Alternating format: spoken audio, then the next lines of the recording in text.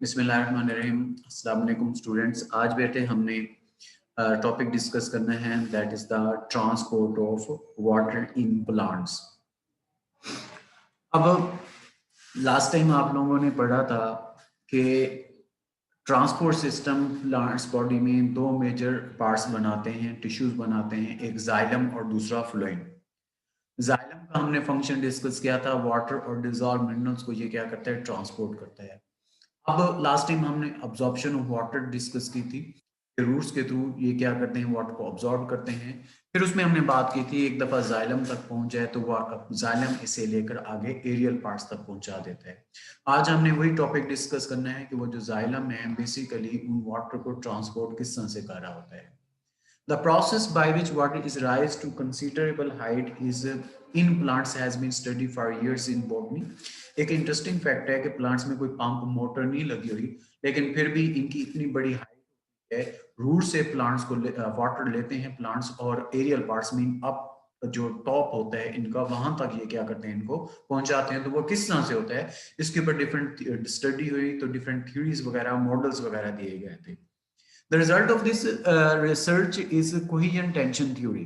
तो मीन इसके ऊपर बेसिकली एक थ्योरी बनाई गई, उससे क्या नाम दिया जाता है, that is known as cohesion tension theory. अब according to this theory, the force which carries the water and dissolved minerals or materials upward through the xylem is a transpirational pull. Mean cohesion tension theory यही कहती है कि जो water को Uptake करती हैं वो को एक फोर्स होती है जिसे क्या कहा जाता है, ट्रांसपायरेशनल पुल कहते हैं। And transpiration creates the pressure difference that pulls water and salts up from the roots. ये रूट से लेकर ऊपर तरफ लेकर जाते हैं, ट्रांसपायरेशन की वजह से प्रेशर डिफरेंस होता है। कैसे? जहां पे वाटर लूज हुए ट्रांसपायरेशन के थ्रू, लीव्स में से अगर हम बात कर लेते हैं, वहां पे प्रेशर क्या हो जाता है, कम, क्योंकि वाटर तो चला गया, वहां पीछे सारा क्या है, वाटर है, तो वहां पे वाटर का प्रेशर होता है। तो वाटर हमेशा मूव करता है from high pressure to the lower pressure. तो प्रेशर डिफरेंस की वजह से वाटर जो है इजीली वो क्या करता है, अपवर्ड मूव करता है। इसका बेटे हमने लास्ट टाइम भी डिस्कस किया था। जैसे यहाँ पे अगर हम देखते हैं कि जो वाटर है that is absorb through the root hair, xylem में गया, जाइलम इसको लेता है, लेकर कहां तक पहुंचाता है, लीव्स तक। लीव से जब जाते हैं स्टोमेटा के थ्रू ये ट्रांसपायर होते हैं, उधर से ट्रांसपायर होते रहते हैं, नीचे से ये क्या करते रहते हैं, उसको अब्सॉर्ब करते रहते हैं।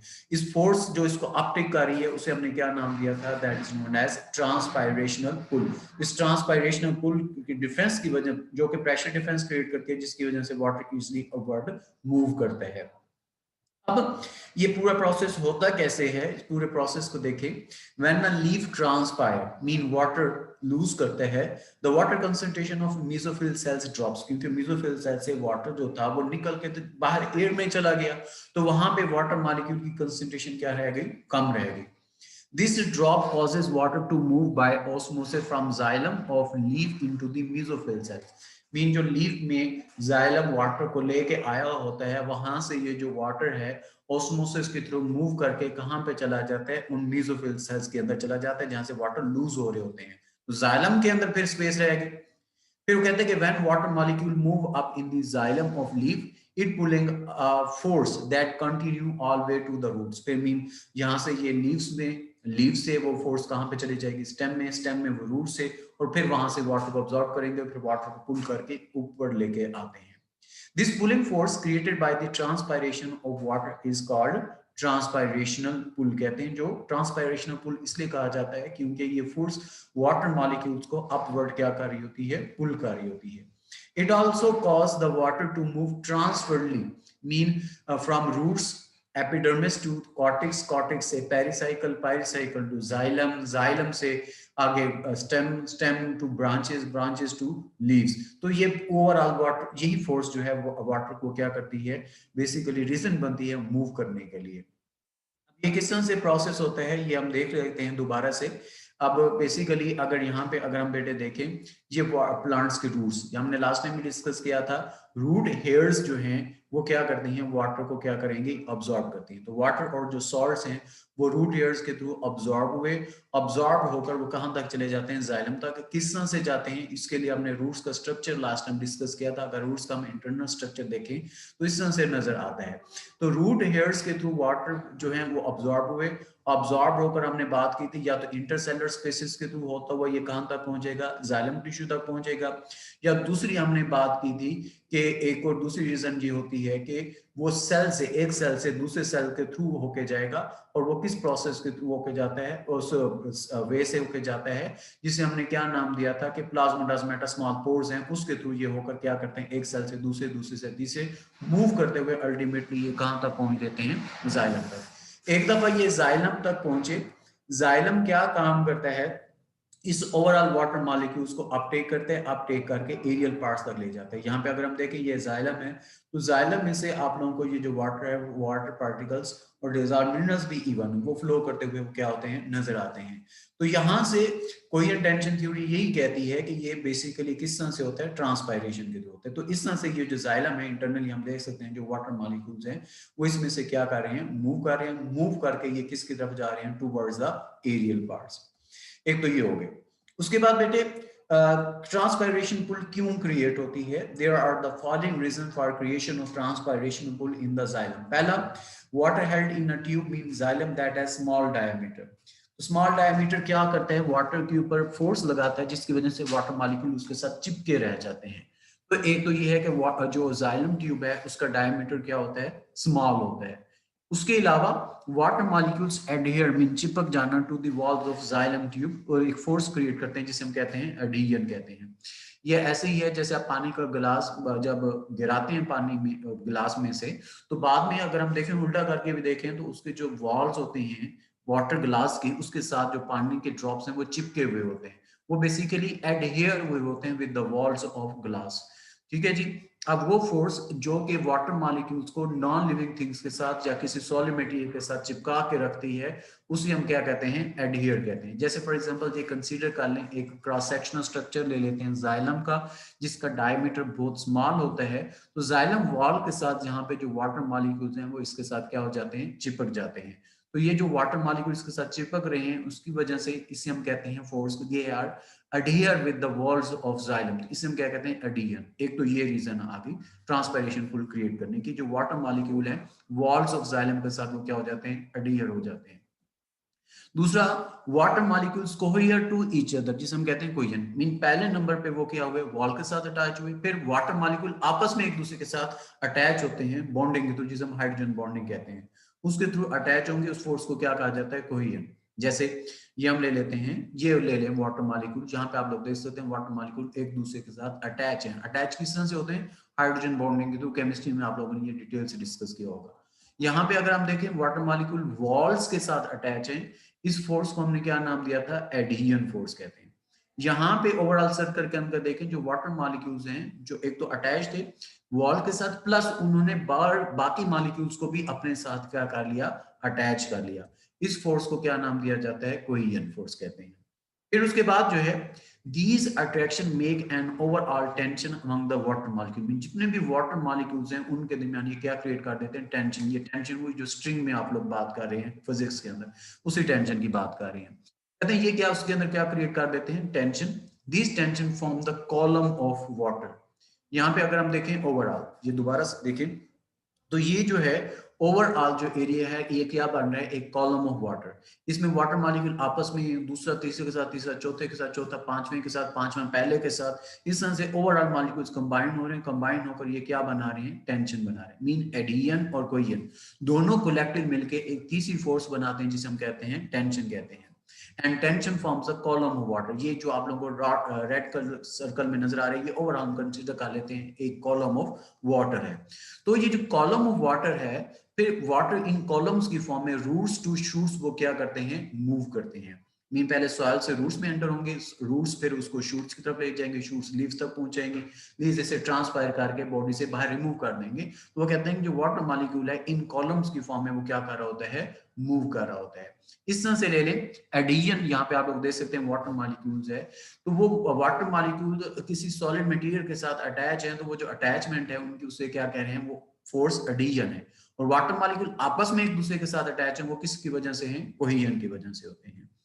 अब इसको इस तरह से भी अंडरस्टैंड किया जा सकता है, जैसे ये यहाँ पे देखें वाटर मॉलिक्यूल किसी एक दीवार के साथ या किसी लकड़ी के साथ या किसी सॉलिड पीस के साथ अटैच है, उनको सॉलिड पीस और वाटर मॉलिक्यूल के दरमियान जो फोर्स प्रोड्यूस हो रही है, जो एक दूसरे को अटैच रख रही है, उसे हम क्या कहते हैं? एडिशन। फिर ये जो वाटर मॉलिक्यूल्स हैं, एक वाटर मॉलिक्यूल दूसरा दूसरा तीसरे के साथ तीसरा चौथे के साथ एक दूसरे के साथ अटैच हैं, वो अटैच किस वजह से होते हैं? That are attach due to the hydrogen bonding, क्योंकि वाटर मॉलिक्यूल के दरमियान हाइड्रोजन बॉन्डिंग बनती जाती है और वाटर मॉलिक्यूल एक दूसरे के साथ अटैच होते रहते हैं, इससे हम क्या कहते हैं? कोहेजन। ओवरऑल दोनों मिलकर क्या बना देते हैं? टेंशन बना देते हैं। तो इस तरह से water have ability for the adhesion with the solid materials and cohesion with each other. ये आप लोगों की बुक में डायग्राम दी होगी, तो पूरा उसमें स्केच बताया हुआ है। पहला हमने वाटर आयन अपटेक में पढ़ा था, वाटर किस तरह से अपटेक होंगे। फिर दूसरा एडिशन कोहेजन और टेंशन के थ्रू वाटर जो है वो मूव कर रहा है, किसके अंदर जा रहा है? लीव्स में। फिर लीव्स में हमने पढ़ा था ट्रांसपायरेशन का पूरा प्रोसेस, ये ओवरऑल वही इलेबोरेट किया गया है। ये कैसे होता है, इसको इस तरह से देख लेते हैं। इनके दरमियान जो फोर्सेस हैं वाटर के दरमियान किस तरह से प्रोड्यूस होती हैं। कंसीडर कर लें ये हमारे पास प्लांट्स है, रूट्स के थ्रू इसने क्या किया? सॉइल में से वाटर को अब्सॉर्ब किया। अब जब जो वाटर है वो अब्सॉर्ब हुआ, अब्सॉर्ब होकर जाइलम इस वाटर मॉलिक्यूल्स को लेकर कहां तक पहुंचा रहा है? Towards the aerial parts, leaves में।